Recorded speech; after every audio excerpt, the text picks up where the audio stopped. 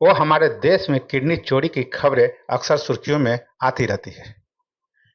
इलाज के नाम पर धोखे से मरीजों की किडनी निकाल लेने की वारदातों से कई बार देश दहल चुका है। राजधानी दिल्ली से लेकर कई छोटे-छोटे शहरों तक कई किडनी चोरी के रैकेट पकड़े जा चुके हैं।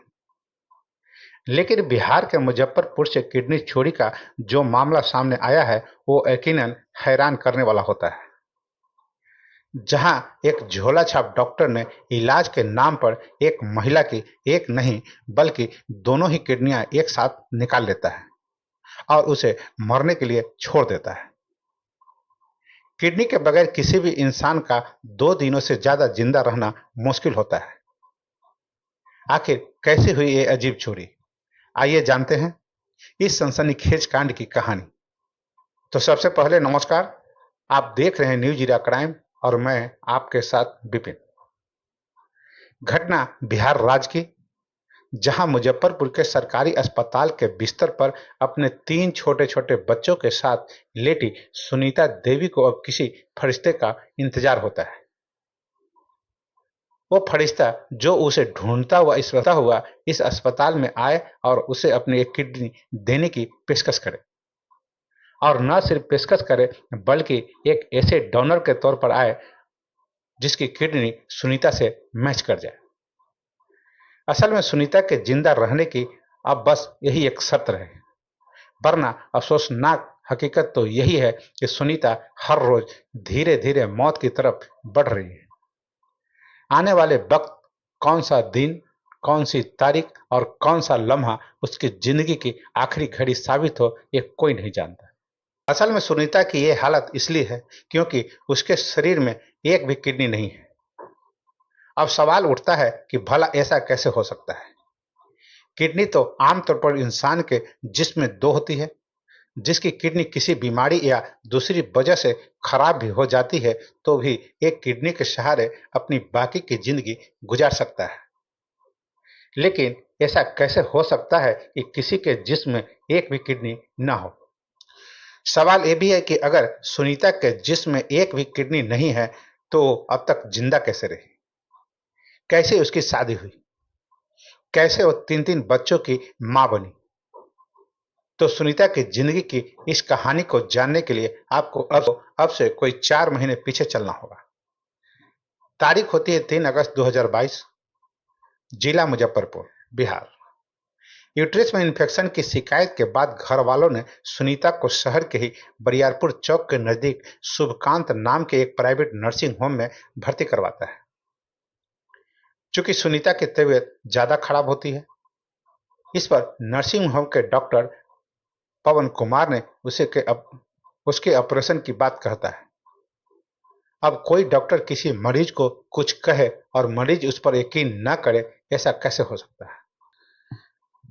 तो सुनीता और उसके घर वालों ने भी डॉक्टर पवन कुमार की बात मानते हुए यूट्रस के ऑपरेशन की हामी भर देता है। अब वही उस झोला छाप डॉक्टर ने सुनीता के साथ कथित तौर पर खेल कर देता है। ऑपरेशन के बहाने उसकी एक नहीं बल्कि दोनों किडनियां निकाल लेता है। जी हाँ, वो किडनियां जिसके बगैर इंसान का जिंदा रहना नामुमकिन होता है।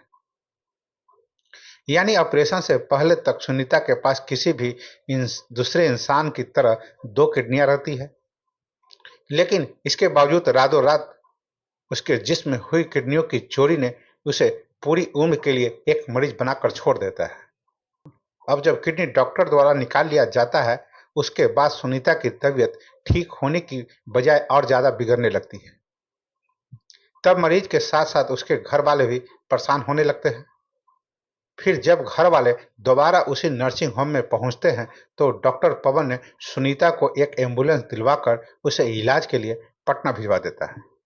लेकिन जब पटना में उसकी दोबारा जांच होती है, तो इस मामले में एक बड़ा खुलासा होता है कि उसकी दोनों ही किडनियां निकाल ली गई है। यानी अल्ट्रासाउंड में सुनीता के जिस्म में कोई किडनी दिखाई ही नहीं देती है। इसके बाद आनन फानन में सुनीता के घर वालों ने पुलिस में शिकायत करता है और डॉक्टर के खिलाफ रिपोर्ट भी दर्ज करवाता है। लेकिन तब तक एक साथी डॉक्टर अपनी क्लिनिक बंद कर देता है और फरार हो जाता है।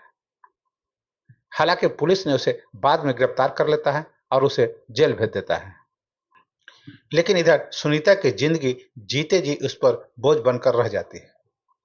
अब बगैर किडनी के लिए उसके लिए दिन तो क्या, एक एक लम्हा निकालना मुश्किल हो रहा होता है।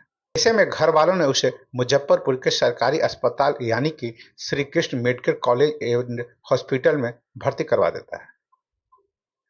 और तब से लेकर अब तक लगातार सुनीता न सिर्फ बिस्तर पर पड़ी रहती है, बल्कि हर दूसरे दिन उसकी अस्पताल में डायलिसिस होती है, क्योंकि बगैर डायलिसिस के उसके लिए 2 दिनों से ज्यादा जिंदा रहना भी शायद मुश्किल हो।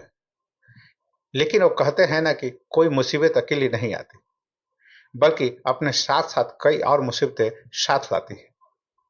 जिंदगी के इतने नाजुक मोड़ पर अब सुनीता का पति अकलू राम भी उसका साथ छोड़ देता है। उन्हें 3 बच्चे हैं। मां के बीमार रहने पर लगातार अस्पताल में भर्ती होने की वजह से अब उन बच्चों की परवरिश पर भी असर पड़ रहा होता है। ऊपर से अकलू ने भी मानो अकल से दुश्मनी कर ली होती है। हाल में पड़ी पड़ी सुनीता कभी अपनी बच्चों की तरफ देखकर उसकी हालत पर रो पड़ती है और कभी कभी अपनी किस्मत पर सुबकने लगती है। हालांकि कुछ दिनों के बाद अकलू फिर से वापस लौट आता है। उधर सुनीता की बुजुर्ग मां ही दिन रात अपनी बेटी की सेवा में जुटी रहती है। वो बताती है कि कुछ समय पहले तक अकलू खुद ही सुनीता को अपनी किडनी देने के लिए तैयार हो जाता है, लेकिन दोनों की किडनी मैच नहीं होने के चलते ऐसा नहीं हो पाता है। ये मामला कितना नाजुक है, इसे इसी बात से समझा जा सकता है कि अब मानवाधिकार आयोग ने सुनीता की हालत और उसके साथ हुए धोखे पर जिला प्रशासन और अस्पताल प्रबंधन को नोटिस जारी करता है। शहर के सीनियर वकील डॉक्टर एस के झा ने इस सिलसिले में मानवाधिकार आयोग को एक शिकायत करते हैं, जिसके बाद मानवाधिकार आयोग ने सुनीता की हालत पर प्रशासन से डिटेल रिपोर्ट की बात कहती है। फिलहाल पुलिस ने दोनों किडनियों की चोरी के इस अजीब और सनसनीखेज मामले के मुख्य आरोपी डॉक्टर पवन कुमार को गिरफ्तार कर जेल भेज देता है।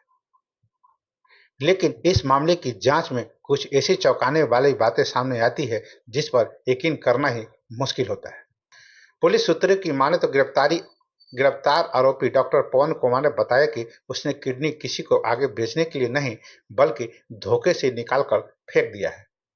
असल में मरीज को पेट में दर्द की शिकायत रहती है, तो आरोपी डॉक्टर को लगता है कि उसे अल्सर हो गया है।